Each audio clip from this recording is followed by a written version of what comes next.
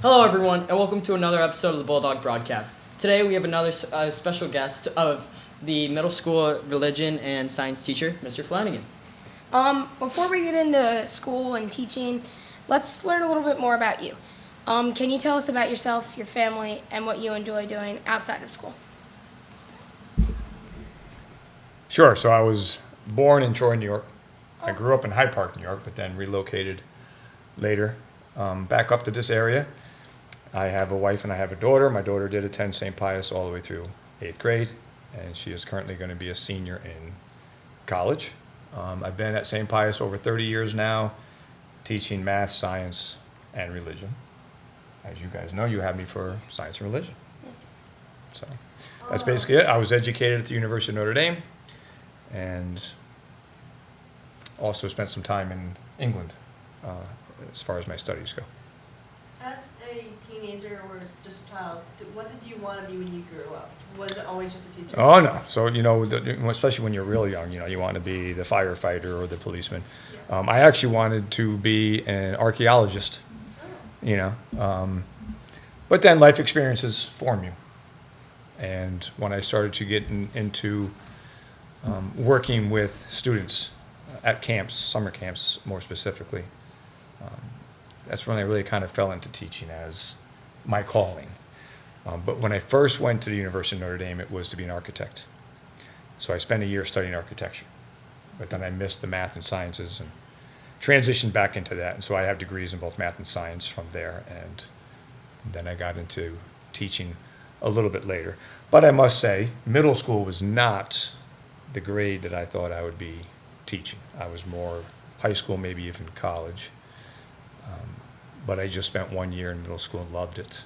And it's such an important transitional time in your lives, growing into young adults and heading off to high school. So I really enjoy not only having a hand in that, but having you for several years. I think we can really build good relationships. You get to know who I am, I get to know who you are. And so I find it very rewarding. That's why I've been doing it for over 30 years. Interesting. So you did talk about architect, and I didn't know you did that. So what is something that students right now would be very interested in hearing about you? Other than he wanted to study architecture. I'm a pretty good carpenter, so I still kind of, involved in that industry. I spent time supporting myself when I was in college, working in construction industry. Some of you have been in my faculty's clubs, so I like to cook. I think the kitchen's a great science lab, right? You sometimes mess up a recipe and have to make changes, and you got to follow a recipe if you're not going to ruin the dish. So it's really important there. Some of the students at this school also know me as Coach Matt because I am their gymnastics coach or instructor. So after school, I'm always at the gym coaching gymnastics. I know you guys know that, but not everybody in your school would. Mm-hmm. So what made you decide on St. Pius? So, for those who watched my podcast with Father Dan, who's in my pew, they heard the story. I'm pretty sure I've shared the story with you all, but it was really the death of my sister from brain cancer that brought me to this school. And what happened was I was really struggling with that reality. And the Monday after her burial, I was in the church, and hanging over the altar is the crucifix, and I was staring up at that crucifix, trying to make sense of all this, and the voice of God cut right through all my pain and sorrow and suffering and just said, "You need to be here." That's what I heard. And so I said, okay.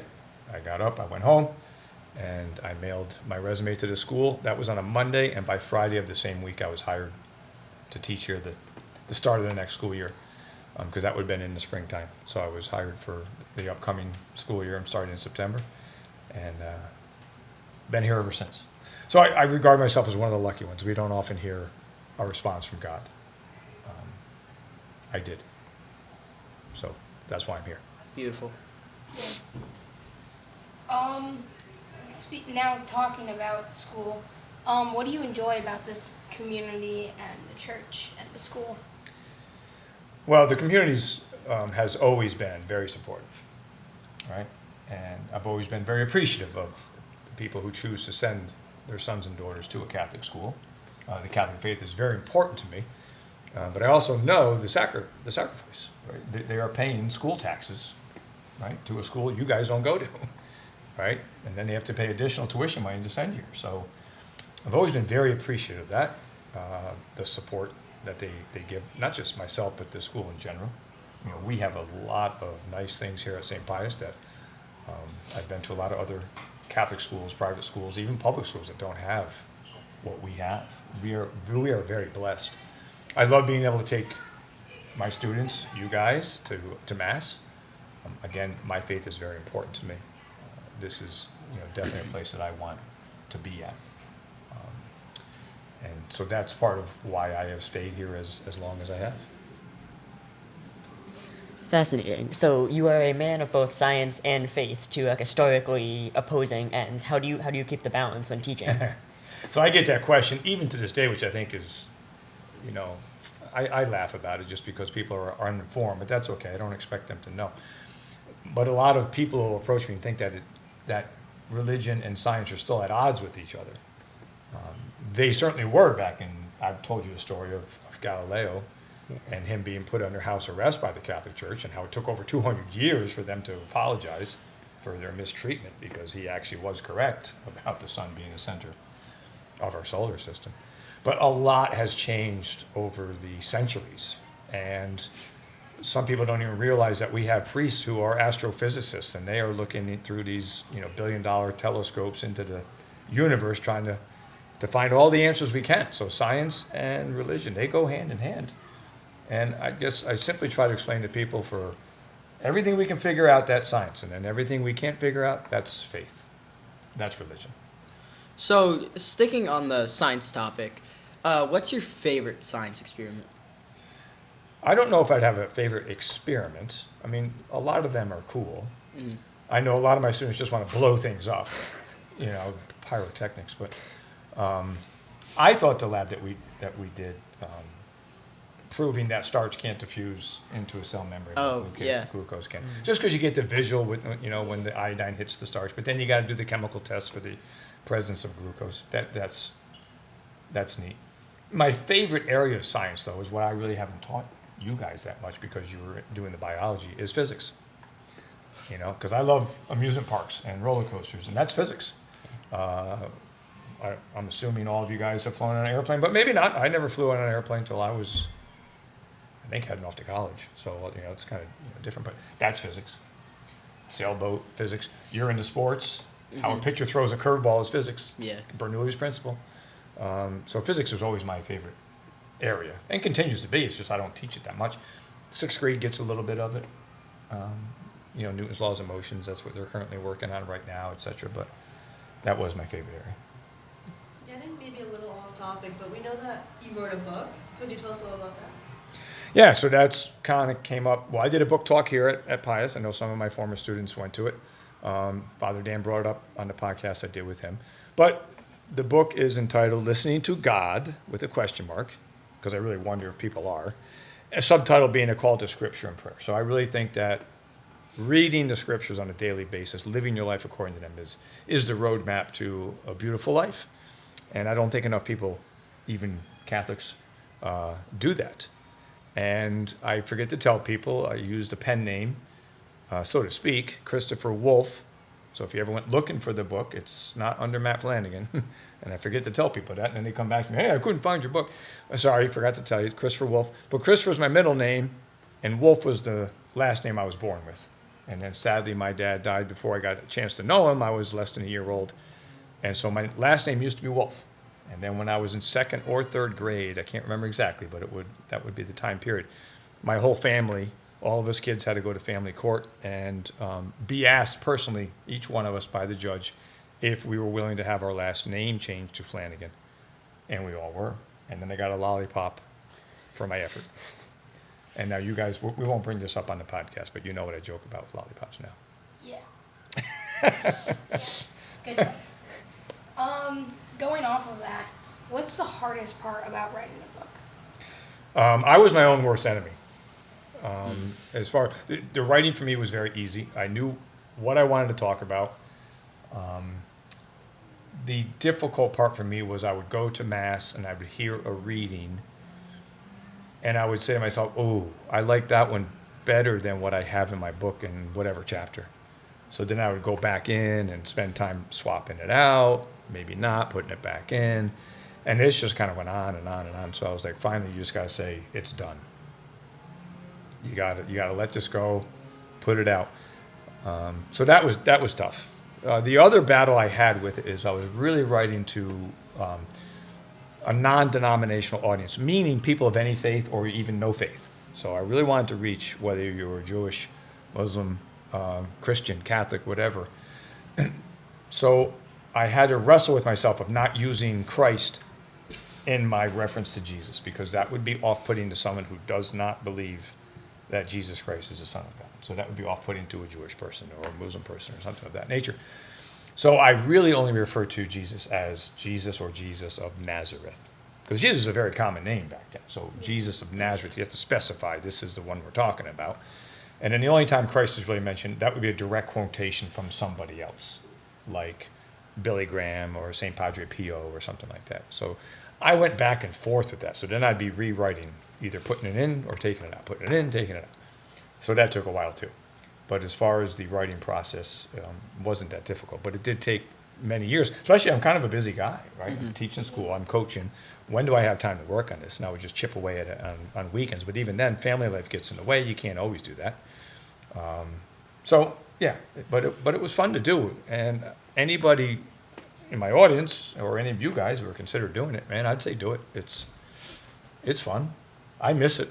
I will be writing others when I find time, but I enjoy it and I miss the process, particularly that one. It's much like when I look at your guys' Stations of the Cross reflections. It's very prayerful for me to read those, and it really adds to my Lenten season to help you guys put that together. This was summer because this was a book based on Scripture, so it was very prayerful for me to do it, and like I said, I missed the process. But I believe some of my audience might want to know, okay, how do you do it? So I always try to talk to my students about form a skeleton and then just throw meat on the bones. And what I mean by that, you guys probably do that in class anyway. Do an outline. What are you going to do? In mine, I wanted to do 12 chapters because the 12 apostles. One was going to be the introduction. One would be, the last chapter is all just quotes from other people, mostly saints, and what they have to say about the importance of reading Scripture and living your life according. And then now you just got to figure out, okay, what will the other 10 be about? And so once they came up with those titles, that's the skeleton. Now I just got to search, okay, which every chapter starts with a verse, and then my take on it, supported by other verses. So now I just find those verses. And like I said, that was the hard part. I was my own worst enemy. I would be popping a verse in, taking it out, popping a different verse in, taking it out. And eventually you just got to say, no, it's done. So yeah, any of my future authors out there, do it. So you and many other teachers create a lot of memories for students like us. What would be your favorite memory that you created? I don't think you could have a favorite. They just, something happens and a memory will come in flooding over. A lot of them revolve around the trips that we do together, right? So in the fall, I took you guys to Pyramid Lake, right? And so for your class, one of my favorite memories of that particular trip would be all the people who were fishing. Like, I had a couple people over the past 25 years of going there fish, but it was rare. And then all of a sudden I look out and there's like 6 of you, and half of you got your thing stuck up in a tree, all this stuff. And I was wondering if it was because of the opening of the new Bass Pro Shop store that got all of these young people into fishing. I don't know, but I've never had that many. And you were actually catching fish too, which was cool. Yeah. So I get a lot of fun memories from that trip. Things go bump in the night. What students say, because I can hear you guys conversing while we're sleeping in the cabins. Sound travels, so that's always fun. But Washington D.C. trip always brings up a lot of memories too. I did have one group though. They were kind of a crazy bunch of males in 8th grade, and we were outside in the front of the school, and they said, "Mr. Flanagan, can we play Stampede?" I'm like, okay, not quite sure what that is, but go ahead. And they literally lined up like on opposite ends of the field. And then they just like ran at each other and just like tackled and wiped each other out. And I'm like, okay, you're done. I saw it. You can't play that anymore. But that's a fun memory because it was just kind of what young adolescent males do, beat each other up, I guess. But it That was wasn't this year, right? It was no, that was a long time. That was a long, I long didn't time miss ago. anything. But it was just funny. Can we play Stampede? Okay, what is that? And then I let him do it once, but that was it. All right, you're done. So there's a lot of fun memories. Yeah. But I don't think you can have a particular favorite. Just like when people say you have a favorite food, I don't think you can. Uh-huh. You got a And few. to me, it's seasonal too. It changes with the season as far as what my favorite pick would be. But anyway, same with movies, right? Different genre. Oh, yeah. Books. I don't think you can have a favorite. Same with song. I'm big into music, right? Always playing music in the classroom. So I don't think you can have a favorite. Depends. I have like a new favorite every week, so Yeah. Or just something's going on in your life, and now the lyrics of that song Yeah, once you can relate. Move you. then It's like a Yeah, Bible that verse. is- you're like, Yeah, it's you're like a like, you Bible. needed that at that moment in time. And it is like a Bible verse too. It's how yeah. your mood is that changes what it means. Yeah. Or how you. Yeah. What? Yep. Exactly. Perfect. Like when the situation in the song just matches up. Becomes Yeah, every or favorite like from just the Yeah. movie. makes Yep. sense. Yeah. Now you play it to death. Yeah, exactly. Yeah. Yeah. Absolutely. So before we finish, we would like to ask a few questions that would help them listening. So what do you think helps middle school students succeed both in and out of the classroom? Well, you got to be a player. And that's I'm going to use a fancy word, apathy. I don't know if you guys know what that means, but someone who's apathetic just doesn't care. You're not going to meet with much success if that's how you approach your education. So you have to be an active participant in the classroom. You got to pay attention, right? If there's notes taking, you got to do a good job at that. And then you have to be active at home, right? So many of my students do not put full effort into their homework, right? At least I'm an educator that I do not assign a homework assignment to keep you busy. It's only being assigned to help you learn the material we're studying. So it's supposed to be viewed as a benefit, not a hindrance or something that, I'm not trying to be a pain in your butt by giving you homework. But if you don't do it, it's not going to strengthen what I'm trying to teach you in that field. So those would be the two recommendations. Be active in the classroom and be active with your studies at home. So what other advice would you give to, not only middle school, but younger people that feel overwhelmed or stressed with their work? Well, that can be difficult. We all have those moments, right? I like to try to tell people to, especially when it comes time, let's say down the line, a lot of students will get stressed about, what do I want to do in life and this, that, the other thing. It all works out in the end. It just works out. So just relax and enjoy every day. Have a good time. Be active, do your work, but enjoy. Right? Because as far as we know, we only go around this trip once. And being stressed all the time and all that is no way to go through life. You got to just relax and just have that realization. It'll all work out. We all find our way, right? And that's the battle. Try to relax. And then, like I always say, keep the faith. I think having that grounding in a faith, whatever that faith is, keep the faith. Right? It'll help you in times of trouble. You can lean on it when you're stressed or anxious. And I feel badly for those who don't. Because now where do you go? Touching back on like school and advice for the students, what's on the theology side of things? What's like one thing that you would want to leave for us graduating and for the students coming into your classes?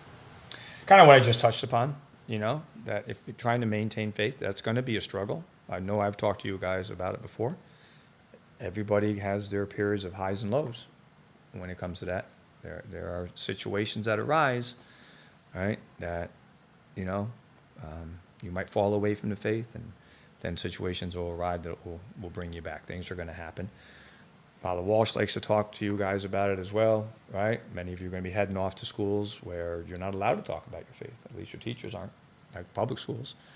And you're going to be surrounded by a lot of people who don't have a particularly strong faith, and right, they may try to poke fun in your faith or holes in your faith, and try to remain strong. Then you head off to college. If you head off to college and live away from home, now you're on your own. So maybe you grew up in a household where your parents were always bringing you to mass and this, that, the other thing. Now it falls on you. They're not there to do that anymore. And so that happens to a lot of college students. Growing up, they were always at mass, and they go off to college, and they're never at mass because now it's on them. My prayer is that they come back. But that's because it's so important to me. And I understand the value of it. And I also understand at a young age, you might not understand the value of it. So my prayers for all my students and stuff like that is that they just, eventually they stay true to their faith. So you did go to Notre Dame. I just wanted to touch on one thing. Mm-hmm. How did you, because you tell us the story, how did your form of mass in your dorm rooms with others? Yeah, well, so at a university like Notre Dame, a Catholic university, not the only one, pretty much every dorm would have their own mass on weekends. Ours was at 10 o'clock at night, right? Because, the college student stays up late. So they're not getting up early in the morning to go to mass. Now you could, right? We have a beautiful basilica on the campus of Notre Dame, but a lot of the dorm masses were in the evenings, and people would just come down in their pajamas and this, that, the other thing. And then the homilies, right? Because we had a priest who actually lived in the dorm with us. My dorm was 13 stories tall, so it was one of the bigger ones. But their homilies would always relate to college life, like what you were going through as a student. So they were just great. Notre Dame, also had single-sex dorms, so my dorm was all males, no females.